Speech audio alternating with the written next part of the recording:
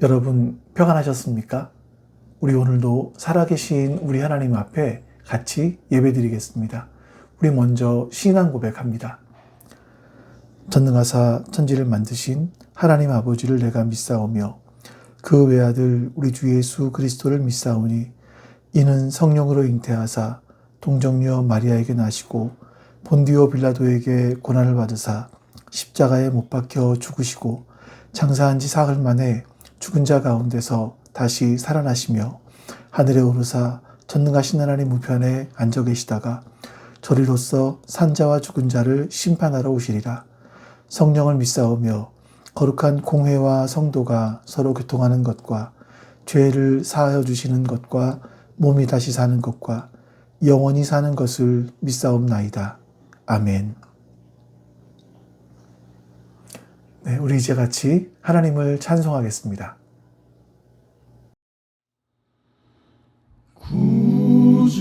구주를 생각만 해도 이렇게 좋거든.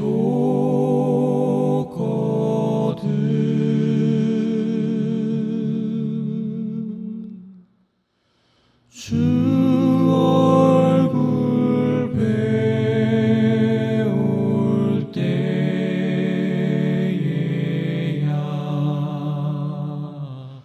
얼마나 좋으랴.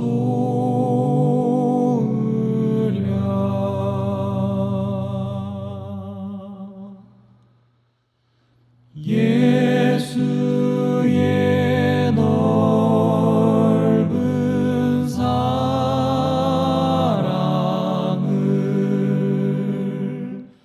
어찌다 말하랴.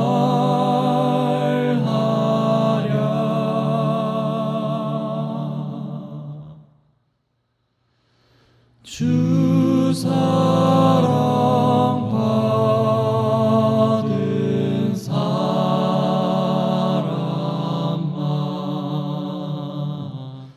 그 사랑 알도다.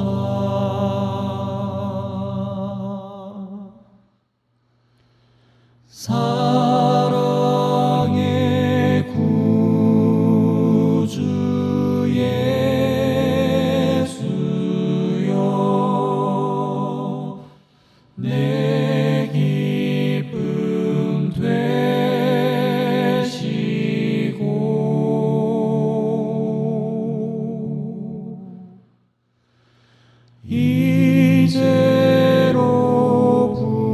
이제로부터 영원히 영광이 되소서.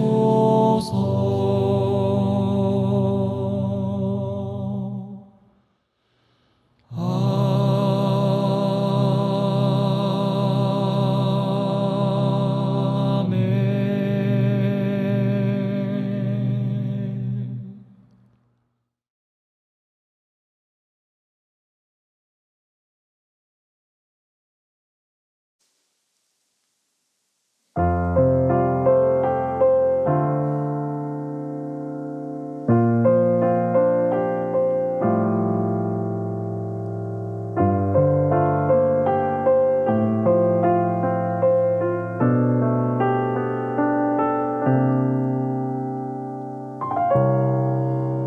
구름 같은 이 세상 모든 무귀영화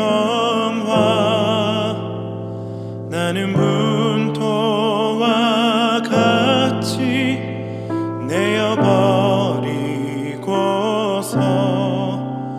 오직 천국의 복을 사모하며 사니 구원받은 내 이름 기억하옵소서.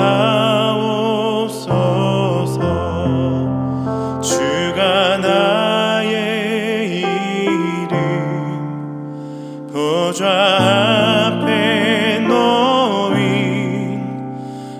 어린 양 생명책에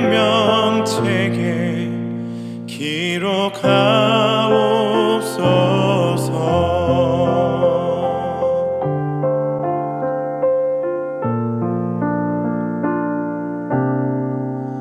주여 법의 피로써 모든 죄 씻으사 나의 부정한 것을 씻어 맑히소서. 흰 눈보다 더 희게 죄를 씻었으니 구원받은 내 이름 기록하옵소서. 죄가 하나도 없고 아무 병도 없는 영화롭고도 밝은 천국 올라가서 주와 함께 그곳에 길이 살겠으니 이런 소망의 삶은 참된 행복이라. 주가 나의 이름 보좌 앞에 놓인 어린 양 생명책에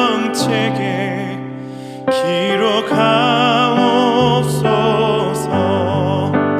주가 나의 이름 보좌 앞에 놓인 어린 양 생명책에 기록하옵소서. 주가 나의 이름 보좌 앞에 놓인 어린 양 생명책에 기록하옵소서.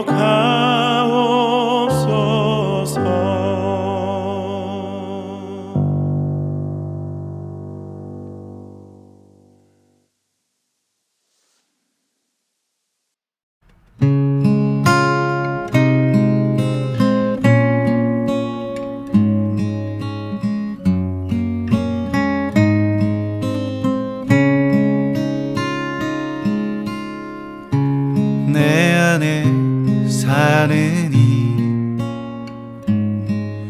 예수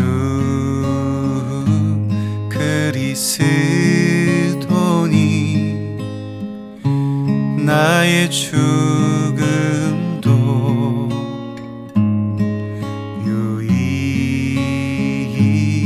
유익함이라. 내 안에 사는 이 예수 그리스도니 나의 죽음도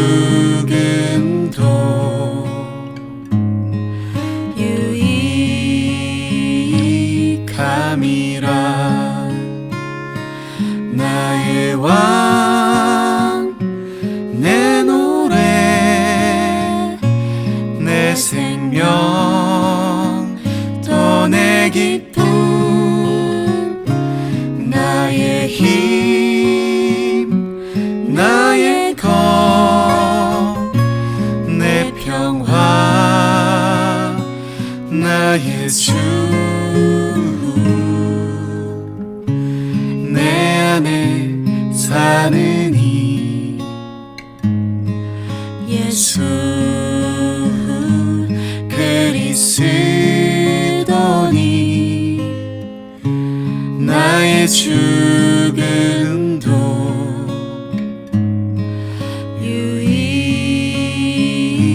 유익함이라.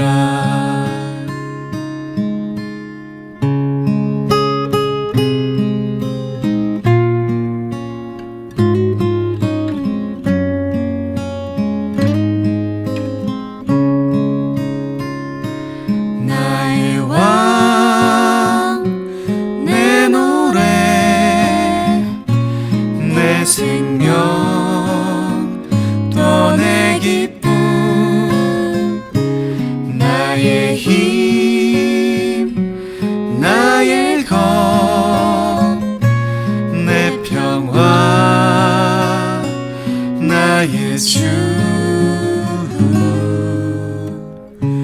내 안에 사느니 예수 그리스도니 나의 죽음도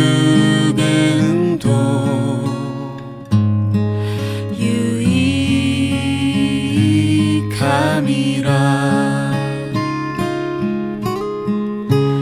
나의 죽음도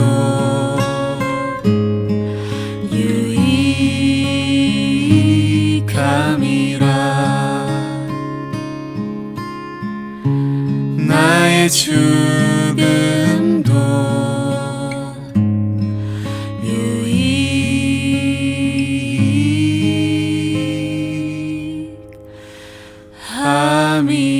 유익함이라.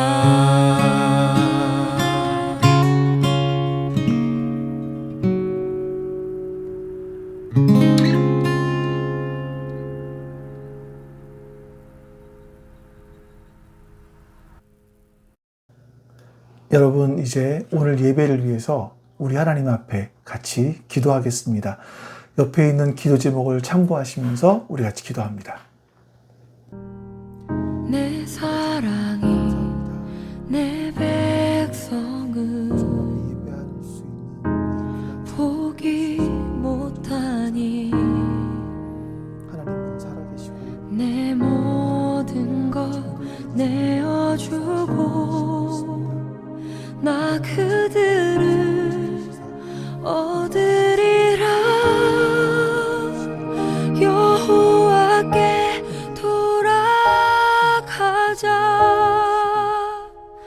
우린 돌아서도 그는 변치 않네. 여호와께 돌아가자. 우린 넘어져도 그 사랑 영원하네.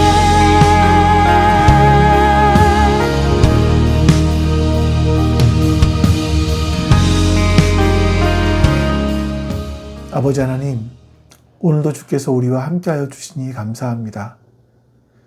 주님을 예배할 때에 성령 하나님께서 우리와 함께하여 주시고 우리에게 주님의 선한 뜻을 이루어 주시옵소서. 오늘도 주님의 말씀이 우리의 마음과 생각을 붙들어 주셔서 우리가 주님 없이는 살 수 없는 존재임을 다시 한번 자각할 수 있도록 주님 우리에게 은혜를 베풀어 주시옵소서.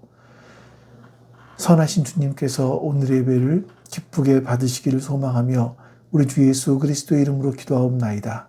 아멘.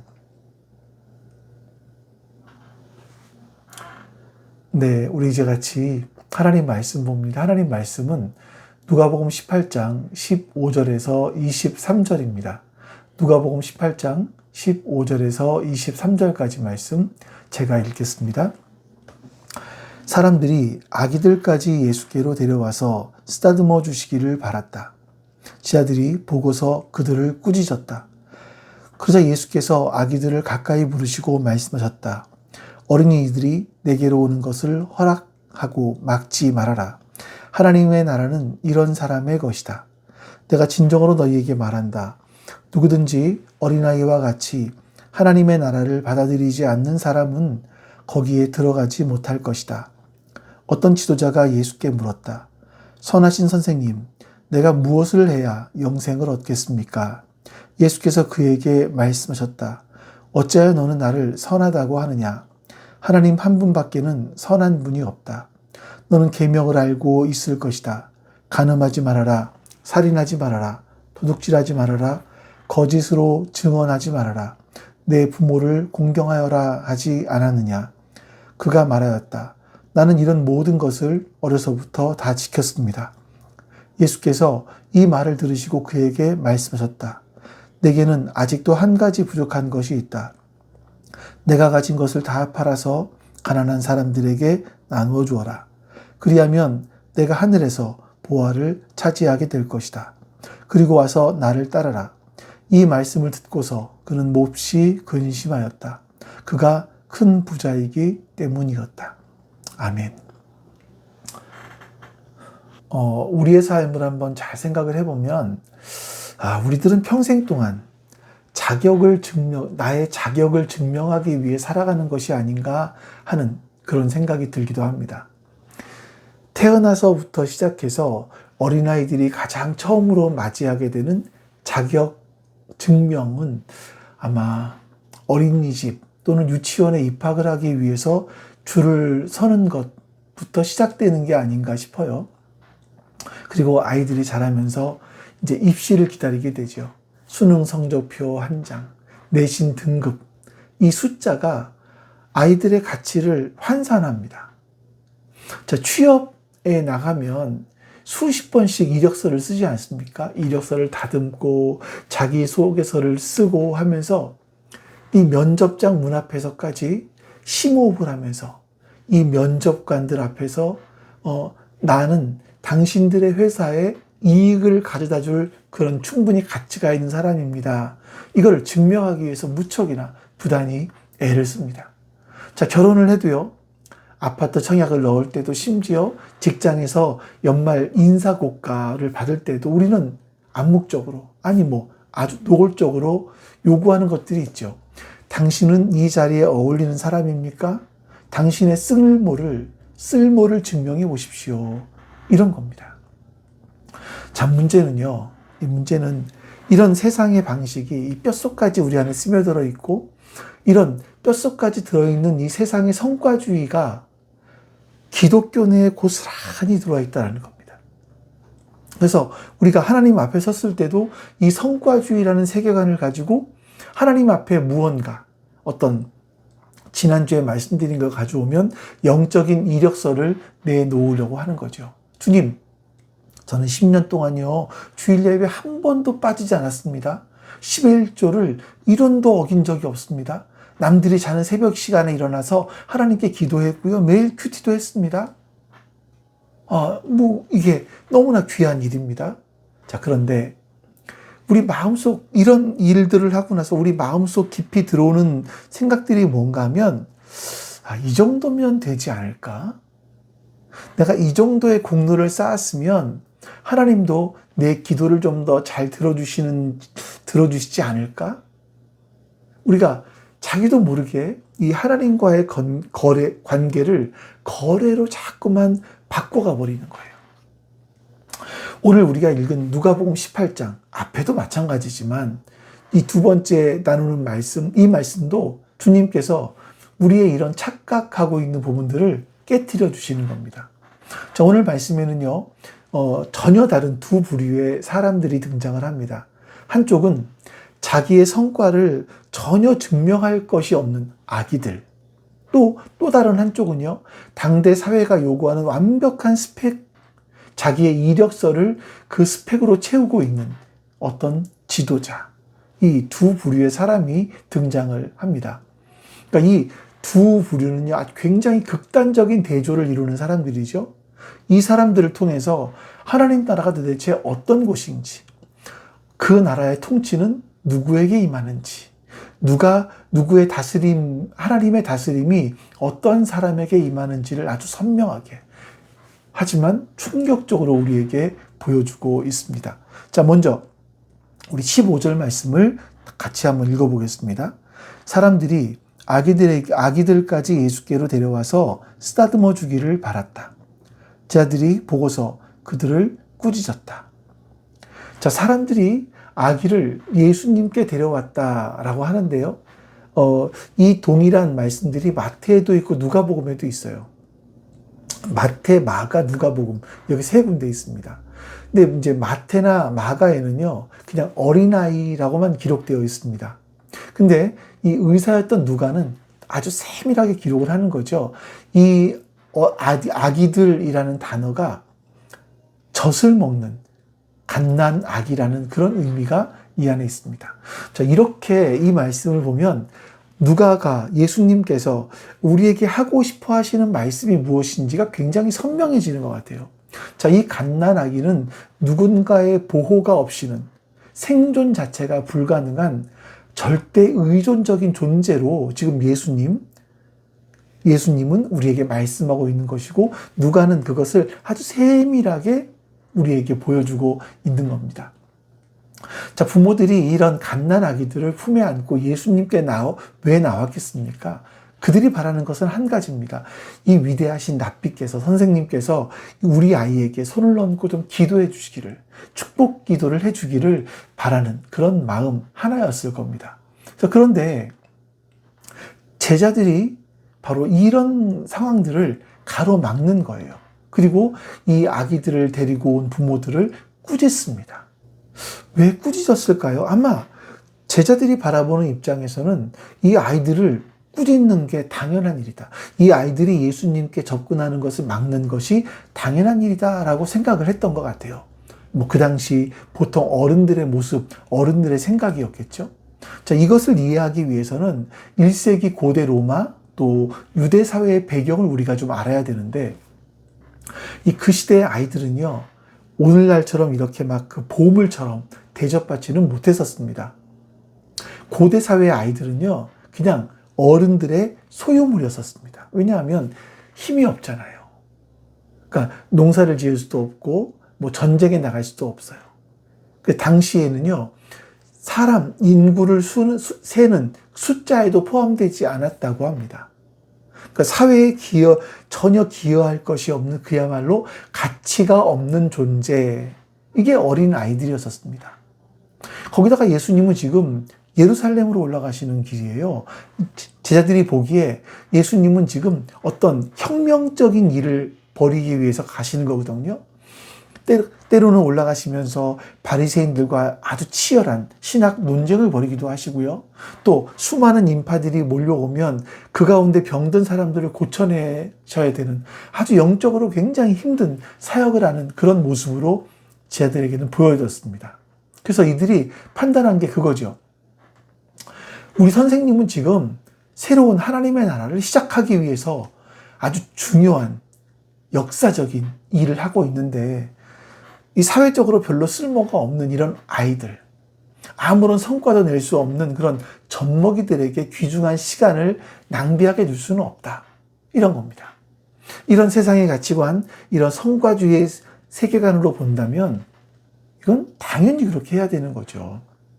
자기의 존재 가치, 그 성과를 증명할 수 없는 사람들은요, 이렇게 중요한 자리에 들어갈 자격이 없다. 이게 그 당시 시대의 상식이었던 겁니다. 근데 바로 그 순간에 예수님께서는 제자들을 나무라십니다. 그리고 아기들을 가까이 부르세요. 16절 말씀을 보겠습니다. 그러자 예수께서 아기들을 가까이에 부르시고 말씀하셨다. 어린이들이 내게로 오는 것을 허락하고 막지 말아라. 하나님의 나라는 이런 사람의 것이다. 여러분, 이것은요, 예수님이 아이들을 예뻐하셨다라는 그런 감성적인 이야기가 아닙니다. 이건요, 하나님 나라의 이 시민권은 너희가 생각하는 그렇게 자기를 증명할 수 있는 사람들에게 주어지는 것이 아니다. 그러니까 이렇게 어떤 세상의 가치를 향해서, 지금 사람들이 생각하고 있는 이 세상의 가치를 향해서 예수님이 선전포고를 하고 계시는 거예요. 왜 하필이면 갓난아기일까요? 앞에서 말씀드린 대로 갓난아기는 내세울 것이 아무것도 없습니다. 자기 성과를 드러낼 수 있는 것이 아무것도 없죠. 자기가 하나님께 헌신한 이력도 없고요. 율법을 지켜낸 시간도 없고요. 하나님께 바친 헌금도 없죠. 거기다가 신학적인 지식도 전혀 없습니다. 자, 아기에게 있는 것은 오직 하나, 결핍이에요, 결핍. 그리고 이 결핍을 채워달라고 하기 위해서 부르짖는 의존성, 이거밖에 없는 겁니다. 배가 고프면요, 체면을 차리지 않고 웁니다. 기저귀가 축축하면 내가 알아서 해결하겠습니다, 이렇게 고집 피우지 않고 그냥 엄마를 찾죠. 부모가 젖을 물려주면 내가 이렇게 젖을 먹을 자격이 있나요? 계산하지 않고 그냥 넙죽 받아 먹습니다. 바로 이거죠. 이 완벽한 무능력, 이 절대적인 의존성, 염치불구하고 두 손을 벌려서 받아들이는 이 태도, 이게 바로 하나님 나라의 통치, 다스림 속으로 들어갈 수 있는 유일한 길이다라고 말씀하는 거예요. 자, 예수님이 17절에서 또 이렇게 말씀하십니다. 내가 진정으로 너희에게 말한다. 누구든지 어린아이와 같이 하나님의 나라를 받아들이지 않는 사람은 거기에 들어가지 못할 것이다. 아멘. 여기서 받아들인다라는 단어는요, 단순하게 지적으로 동의한다라는 뜻이 아닙니다. 귀한 손님을요, 두 팔 벌려 환영하는, 누군가 주는 선물을 두 손으로 그냥 감사하며 받아주는, 이것을 뜻하는 거죠. 여러분, 하나님의 나라는요, 죽어서만 갈 수 있는 장소를 말하지 않습니다. 지금 이곳으로 시간과 공간을 뚫고 들어온 우리 하나님의 다스림, 이것을 말하는 거거든요. 그러니까 내가 하나님의 다스림 속에 들어간 하나님 백성이 되기 위해서 내 열심, 노력, 이런 걸 가지고 쟁취할 수 있는 전리품이 아니에요. 내가 내 이력서를 가지고 증명해낼 수 있는 성과가 아니라는 겁니다. 하나님 나라는 전적인 은혜의 선물입니다. 우리는 자꾸만 내 자격을 증명하고 싶어 합니다. 내가 이만큼 착하게 살았으니까 천국에 갈 수 있겠지. 근데 예수님은 이렇게 말씀하시는 거죠. 당신이 스스로를 증명하려고 하는 것이 하나님 나라, 그 나라로 들어가는 문을 가로막고 있다. 이겁니다. 내 손에 내 공로와 나의 의로움이 가득 차 있는데 어떻게 하나님이 주시는 그 은혜를 내가 받을 수 있겠습니까? 손이 비어 있어야 받을 수 있지 않겠습니까? 여러분, 하나님 앞에서 철저하게 우리는 아기가 되어야 됩니다. 영적인 무능력을 고백하는 것은요, 굴욕이 아니라 오히려 이 무거운 율법의 짐으로부터 우리를 벗어나게 하는 유일한 해방인 겁니다. 주님, 저는 내세울 공로가 하나도 없습니다. 그저 주님의 은혜가 절대적으로 필요한 그런 존재입니다. 제 빈손을 채워주시옵소서. 이렇게 뻔뻔할 정도로 빈손, 이것이 바로 영적인 생명을 소유하는 시작이 되는 겁니다. 자, 그런데 누가는요, 이 어린아이와 같이 하나님 나라를 받아들여야 한다라고 기록한 이후에 정반대의 인물을 한 명 등장시킵니다. 이 사람은요, 양손에 자신이 평생 쌓아 올린 굉장히 화려한 이력서를 손에 쥐고 있는 그런 사람이었습니다. 우리 18절 말씀을 보겠습니다. 어떤 지도자가 예수께 물었다. 선하신 선생님, 내가 무엇을 해야 영생을 얻겠습니까? 누가는요, 이 사람을 어떤 지도자라고 소개합니다. 이 지도자라는 단어가 어떤 사람들에게 쓰이냐면 그 유대 사회에서 회당을 책임지는 지도자, 아니면 이스라엘이라는 나라의 최고 의결 기관이 산헤드린 공의회예요. 그러니까 여기에 회원이었을 가능성이 있는 사람인 거죠. 그러니까 사회적으로 봤을 때 굉장히 최상위 계층에 속하는 그런 사람이었다라는 겁니다. 그리고 마태복음 19장에 보면 이 사람은 청년이었다고 기록을 해요. 그러니까 이 젊은 나이에 굉장히 최고위직에 올랐던 사람인 거죠. 그리고 오늘 본문에는 이 사람은 아주 큰 부자였다. 이렇게까지 말씀합니다. 이 사람 다시 정리해 보면요, 이 사람은 젊었고요, 탁월한 지성이 있었고요, 권력이 있었고 돈까지 넘쳐나는 그런 사람이었습니다. 여러분, 딱 지금까지 이걸 보면 어떤 생각이 드시나요? 나중에도 나오지만 이 사람은요, 도덕적으로도 흠결이 없는 그런 사람인 거예요.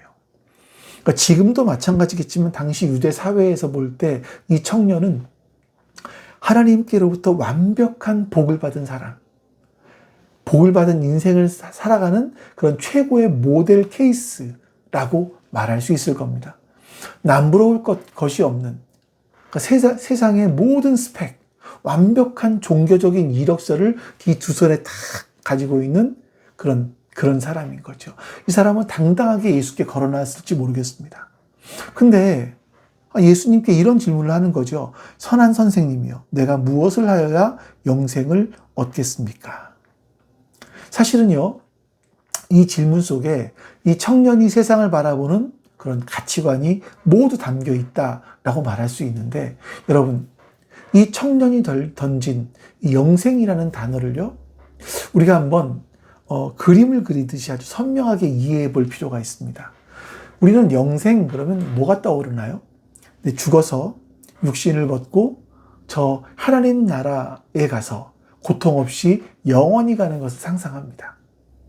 그러니까 죽어서 가는 천국 영생을 얻었다라고 하면 죽어서 저 하나님 나라에 갈 수 있는, 천국에 갈 수 있는 티켓을 받았다. 이런 의미가 있다라고 우리는 생각을 하죠. 자, 그런데 1세기 유대인들의 머릿속에 있는 이 영생에 대한 그림은 완전히 달랐어요. 자, 그들에게 영생은요, 내가 죽어서 저 다른 공간으로 이동하는 것이 아니라 그냥 새로운 세계가, 새로운 시대가 이 땅에 도래하는 것을 생각했습니다. 당시 유대인들은요, 인류의 역사를 딱 두 가지로 나눠 봤습니다. 그러니까 로마 제국의 억압을 받고 있는 가난과 질병, 억울함, 불의가 지배하는 이 어두운 세상. 이거를 이 세상이라고 봤어요. 이 세상. 그런데 메시아가 오시면 이 악한 세상을 심판하는 거예요. 그리고 만물을 완전하게 고치고 완벽한 하나님의 정의, 하나님의 샬롬, 이것이 가득한 그런 나라로 바꿔서, 우리 이 나라를 그런 나라로 바꿔서 이 땅에 그 나라를 세우실 것이다. 이렇게 본 거죠. 그게 오는 세대인 겁니다. 죄악이 있는 세상은 이 세상, 이 세대. 그리고 메시아가 와서 새롭게 완벽한 세상을 주실 그 나라는 오는 세대라고 보았던 겁니다. 그러니까 이 1세기 유대인들에게 영생이라는 것은요, 단순하게 내 영혼만 어떻게 구출받는 것이 아닙니다. 하나님이 세상을 완벽하게 회복하시는 그 마지막 날에 온전한 몸으로 그 새롭게 된 세상에서 왕이신 하나님의 통치에 동참하는 그런 새로운 생명력, 이런 걸 말하는 겁니다. 그러니까 지금 이 관원이, 이 지도자가 한 질문을 현대어로 바꿔보면, 선생님, 죽어서 천국 가려면 어떻게 됩니까? 이런 질문을 한 것이 아니고요. 선생님, 하나님께서 메시아를 보내셔서 이 세상을 완전히 뒤집으시고 완벽한 하나님의 정의, 하나님의 샬롬, 그 하나님의 정의와 샬롬이 임한 새로운 시대를 여실 텐데, 제가 그 하나님의 나라의 백성으로 당당하게 들어가려면 제 이력서에 무슨 공로를 더하면 되겠습니까? 어떤 이력을 더 채워 넣어야 하겠습니까? 라고 예수님께 질문을 했던 겁니다. 자, 이 청년을 가만히 한번 보세요. 그는 세상적인 조건은 다 갖췄습니다. 평생 토라, 율법을 완벽하게 지키고 선행을 쌓았고요. 나는 다가올 새 시대에 합당한 사람이다 라고 스스로 방어해 왔습니다. 하지만 그 완벽한 스펙 이면에는요, 정말 이걸로 충분할까? 하나님이 메시아를 보내시고 이 세상을 회복하실 때 내 자리가 분명히 거기에 있을까? 하는 어떤 불안함이 속 안에 있었던 겁니다. 그래서 당대 최고의 랍비로 소문난 예수님을 찾아온 거죠. 그래서 내 마음에 있는 이 불안함, 이것을 걷어내고 구원, 오는 세대에도 내가 생명을 유지하고 하나님과 함께 그 하나님의 정의와 하나님의 샬롬이 임한 그 세대를, 그 시대를 내가 살아갈 수 있을까? 이거를 확인받고 싶었던 겁니다. 그래서 선생님, 내가 뭘 더해야 그 시대에 들어갈 생명을 확실히 얻어낼 수 있겠습니까? 라고 질문을 한 겁니다. 자, 여러분, 이 질문의 밑바탕에 깔린 착각이 보이십니까? 이 사람은요, 하나님이 통치하시는 그런 영광스러운 나라조차도 자신의 행위, 자신의 노력으로 성취해낼 수 있다라고 굳게 믿고 있는 그런 사람이었던 겁니다. 이 사고방식이 1세기 유대인들에게만 있습니까? 아니요. 오늘 우리에게 똑같습니다. 우리가 신앙생활 하면서 종종 느껴지는 게 뭡니까? 성과 관리 모드로 간혹 들어가요. 내가, 큐티를 이만큼 했으니까, 기도를 얼마큼 했으니까, 하나님이 내 문제 해결해 주시겠지, 나 이뻐해 주시겠지, 나 하나님 나라 백성이겠지? 끊임없이 우리는요, 하나님과 거래를 하려고 하는 겁니다. 자, 그런데 예수님은 이 사람의 말에 직접적으로 너 왜 이런 잘못된 생각을 하고 있어? 라고 면박을 주시는 것이 아니라 그 사람이 스스로를 깨달을 수 있도록 율법이라고 하는 거울을 그 눈앞에 딱 대미십니다. 자, 20절 말씀을 볼게요. 너는 계명을 알고 있을 것이다.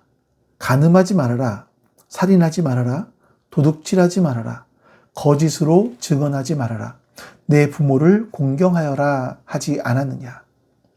여러분, 예수님이 이웃을 향한 그 계명들을 말씀하시는데 그 10계명 중에서 빠져 있는 게 하나가 있어요. 그게 뭐냐면 10번째 계명인데 내 이웃의 소유를 탐하지 말아라 이거예요. 예수님은요, 이 청년의 영혼 깊은 곳에 자리 잡고 있는 이 재물에 대한 탐심, 이거를 정확하게 보고 계신 거죠. 하지만 그걸 지적하시는 것이 아니라 그 사람이 스스로 자신의 상태를 깨달을 수 있도록 기회를 주시는 거예요. 그래서 예수님께서 그렇게 말씀하시자 이 청년은 자신만만하게 이렇게 답을 했습니다.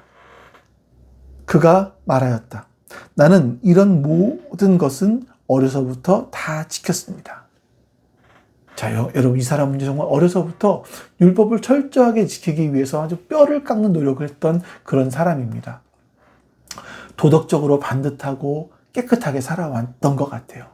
마가복음 10장 21절에 보시면요, 예수님은 이 대답을 듣고 비웃은 것이 아니라 오히려 그를 보고 사랑하사 이렇게 말씀해요.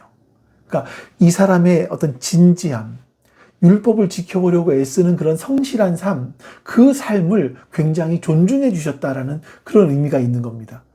그런데 이렇게 도덕적으로 흠잡을 데 없고 종교적으로 열심인 그 청년에게 예수님은 한 가지 굉장히 중요한 말씀을 하세요. 22절 말씀입니다. 예수께서 그 말을 들으시고 그에게 말씀하셨다. 내게는 아직도 한 가지 부족한 것이 있다. 내가 가진 것을 다 팔아서 가난한 사람들에게 나누어 주어라. 그리하면 내가 하늘에서 보화를 차지하게 될 것이다. 그리고 와서 나를 따라라. 자, 이 청년은요, 겉으로 보기에는 흠잡을 데 없는 아주 훌륭한 신자였었습니다. 남들이 부러워하는 그런 세상의 성공을 거둔 사람이기도 했고요. 근데 예수님은요, 너에게 무언가나 결정적으로 빠진 것이 있다 말씀하시는 거예요. 그것은 지금 너를 지배하고 있는 진짜, 너의 삶을 지배하는 진짜 주인은 누구인지를 물으시는 거죠. 자, 그러면서 예수님은요, 3가지 동사를 말씀하세요. 팔아라, 나누어 주어라, 따라라. 자, 여기서 절대 오해하면 안 되는 것이 뭐냐면, 재산을 팔고 나누어 주는 것이 목적이 아니라 이건 수단이죠. 예수님께서 말씀하고 있는 그 가장 큰 목적은 3번째 동사인데요. 나를 따르라입니다. 예수님은 지금 모든 기독교인들에게 너희들 전 재산을 팔아야 된다 라고 이런 말씀을 하고 계신 것이 아니에요. 이 명령은요, 지금 이 부자 지도자, 이 돈이 많기 때문에 영혼을 병들게 한 이 환자에게 있어서 처방을 해주시는 겁니다. 너를 병들게 한 재물을 도려내라 라고 말씀을 하시는 거죠. 자, 왜 재물이었을까요? 재물이 우리 인간에게 던지는 3가지 아주 달콤하고 강력한 거짓 약속이 있습니다. 첫 번째가 뭐냐면 안전을 약속해요. 너 이만큼 돈이 있으면 위기가 닥쳐와도 너는 살아남을 수 있어. 미래의 불안을 통제할 수 있다라는 그 환상이에요. 2번째가 뭐냐면요, 정체성입니다. 세상은 지금 네가 가지고 있는 소유물로 너를 평가해. 재물이 너의 가치와 정체성의 뿌리야. 이렇게 말하는 거예요. 세 번째는 권력입니다. 돈이 있으면 원하는 것을 선택하고 싫은 것을 거절할 수 있는 자유와 통제력이 생겨. 이거죠. 하지만 여러분, 진정한 안전, 변하지 않은 정체성, 세상이 흔들 수 없는 그런 자유, 권력, 이거는요, 하나님만이 주실 수 있는 겁니다. 그런데 내 마음속에서 재물이 하나님의 자리를 밀어내요. 그리고 내 삶의 자리를 책임지고 있다면 재물은요, 더 이상 우리에게 돈이 아닌 거예요. 만몬이 되는 거죠. 하나님을 대신해서 내 삶을 어떤 지배하고 있는 가짜 신, 우상이 되어버리는 겁니다. 이 부자 관원에게 재물은요, 바로 그 가짜 신이었었습니다. 그 마음 중심에 있는 왕좌에는요, 하나님이 아니라 지금 재산 증서가 있는 거예요. 자, 예수님 말씀은요, 지금 내 마음의 왕좌에 앉아있는 그 가짜 왕을 끌어내고 나를 너의 인생의 진짜 왕으로 모셔드려라 라고 말씀하시는 거예요. 그래서 예수님은 보세요. 다 팔라고 말씀하십니다. 다. 예수님이 전부를 요구하시는 이유는요, 낡은 것을 전부 내려놓았을 때 비로소 영원한 것을 전부 받을 수 있기 때문에 그래요. 예수님은요, 지금 이 썩어 없어질 세상의 얄팍한 안전보증서를 찢어버리고 참된 평안, 생명을 얻으라고 말씀하고 계신 겁니다. 자, 이 말씀을 들은 청년의 반응이 23절에 나와요. 이 말씀을 듣고서 그는 몹시 근심하였다. 그가 큰 부자이기 때문이다. 여기서 몹시 근심했다라는 말이 뭐냐면 사방이 꽉 막힌 듯한, 숨이 탁탁 막히는 그런 비통함을 뜻해요. 그 겟세마네 동산에서 예수님이 느꼈던 바로 그 고통과 똑같은 단어입니다. 이 청년은요, 돈만 아는 타락한 사람이었기 때문이 아니에요. 이 사람은 진심으로 영생을 원했습니다.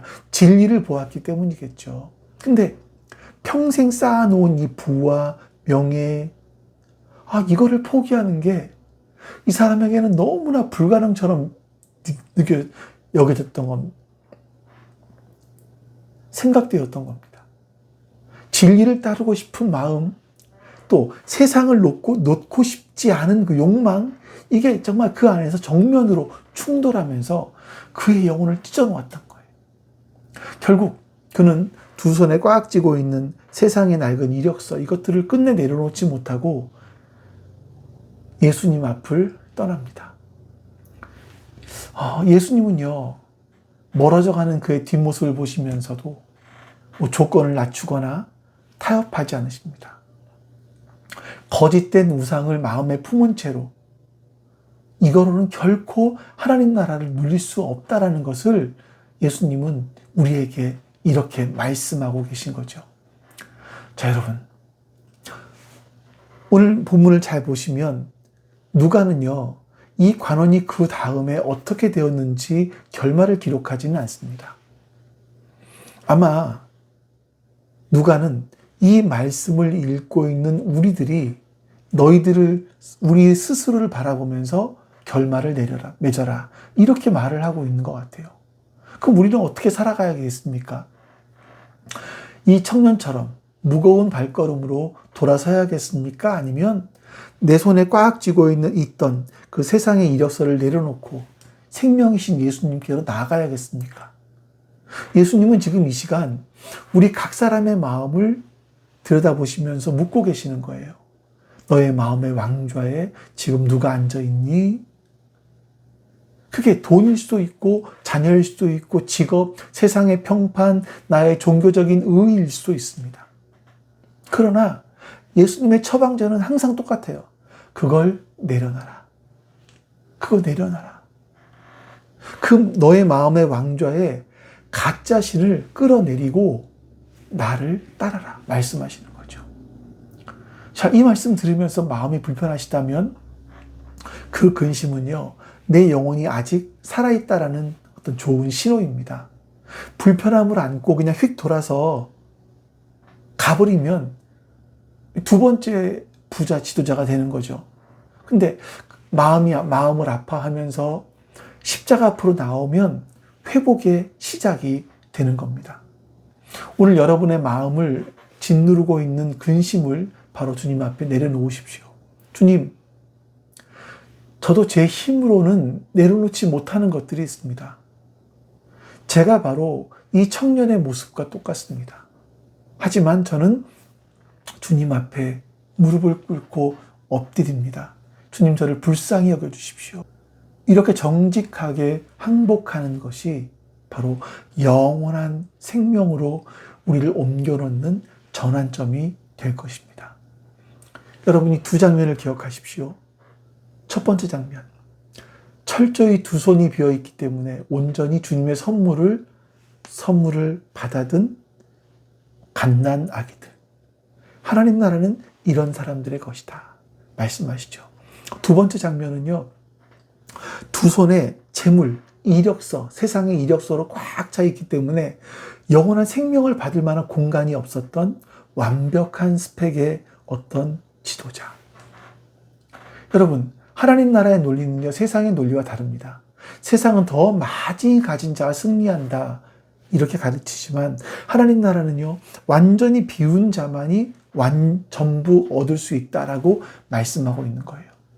바울은 빌립보 3장에서 완벽했던 자신의 종교적 스펙을 다 배설물로 여긴다라고 고백합니다. 그래서 꽉 빈손을 펴고 그 빈손에 예수 그리스도를 받아냈습니다. 얻어낸 거죠. 종교개혁자 마틴 루터는요, 마지막 유언을 이렇게 말했습니다. 우리는 거지들입니다. 이것이 진실입니다. 그러니까 스스로 구원할 능력이 1도 없다. 그런 영적 거지가 맞기 때문에 오직 하나님의 전적인 은혜만을 의지합니다라는 그런 선언이었던 거예요. 어린아이의 신앙이 바로 이겁니다. 거지의 신앙, 빈손의 신앙인 거죠. 자격 없음을 인정하는 것이 유일한 우리의 자격인 겁니다. 자, 오늘 본문이 요구하는 것은 완벽함이 아니라 내가 자격 없는 자라는 걸 인정하는 겁니다. 그것이 하나님 나라에 들어가는 유일한 자격인 거예요. 오늘 여러분, 두 손을 가만히 내려놓으십시오. 내가 이거 놓치면 죽을 것 같아 라고 벌벌 떨고 움켜쥐고 있는 이 가짜 우상들을 이제 그만 놓아버리십시오. 손에서 힘을 빼세요. 그리고 주님께서 우리에게 와서 나를 따르라 말씀하시는 그 길을 따라가 보시기를 바랍니다. 물론 이 길이 손해보는 것 같고 안 가본 길이기 때문에 두려울 수 있습니다. 그러나 눈에 보이는 이 썩어질 것들을 내려놓았을 때 결코 빼앗기지 않는 참된 평안, 흔들리지 않은 진짜 정체성, 죽음조차 끊어낼 수 있는 영원한 생명을 주님께서 우리의 빈손에 가득 채워주실 겁니다. 오늘 여러분, 빈손으로 주님 앞에 엎드리는 여러분 모두에게 하나님의 다스림이 권능으로 임하시기를 주님의 이름으로 간절히 축원합니다. 자, 우리 오늘도 하나님께서 우리에게 주신 말씀을 우리의 마음에 새기면서 주기도문을 따라서 같이 우리 기도하겠습니다. 우리 기도합니다.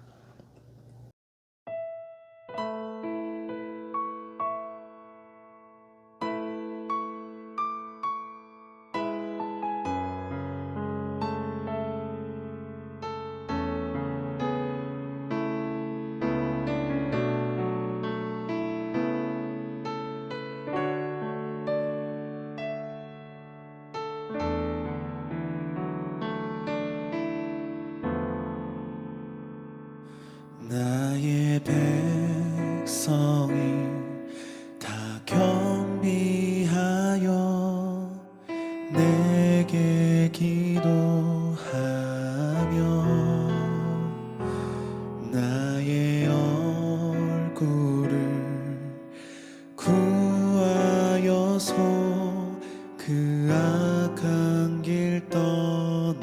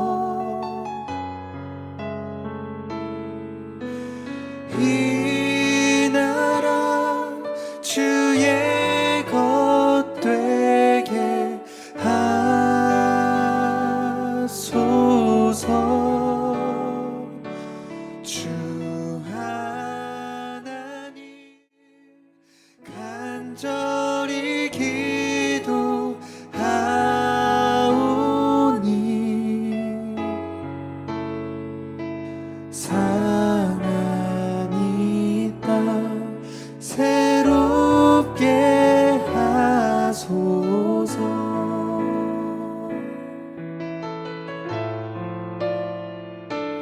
무릎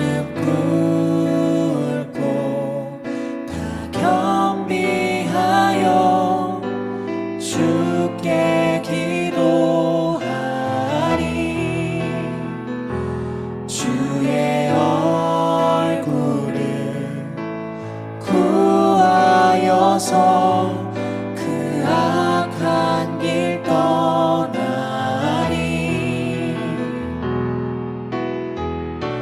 주님의 자비로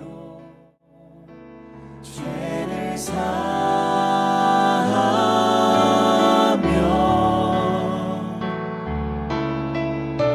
주님의 자비로 임하소서.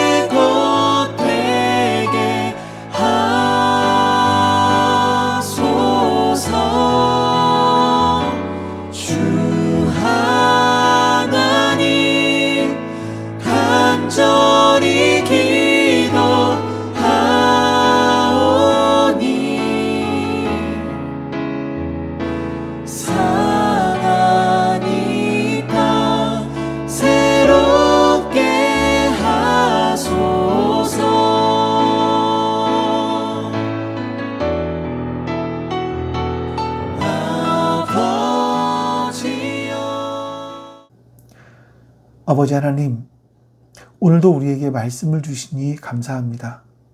하나님, 오늘 우리가 지금 우리의 손에 들고 있었던 세상의 자기 증명들, 이런 모든 것들을 내려놓게 해주시고 이 시간 주님의 은혜를 두 손에 담게 해주시옵소서. 끝없이 부어주시는 그 은혜가 우리의 삶 가운데 있게 해주시옵소서. 그래서 매일매일 주님과 함께 동행하는, 예수님을 따라가는 우리가 되게 해주시옵소서.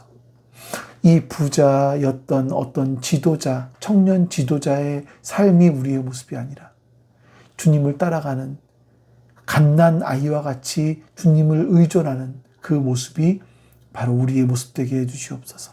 감사드리며 우리 주 예수 그리스도의 이름으로 기도하옵나이다. 아멘. 하늘에 계신 우리 아버지여, 이름이 거룩히 여김을 받으시오며 나라가 임하시오며 뜻이 하늘에서 이루어진 것 같이 땅에서도 이루어지이다. 오늘 우리에게 일용할 양식을 주시옵고 우리가 우리에게 죄 지은 자를 사하여 준 것 같이 우리 죄를 사하여 주시옵고 우리를 시험에 들게 하지 마시옵고 다만 악에서 구하시옵소서. 나라와 권세와 영광이 아버지께 영원히 있사옵나이다. 아멘.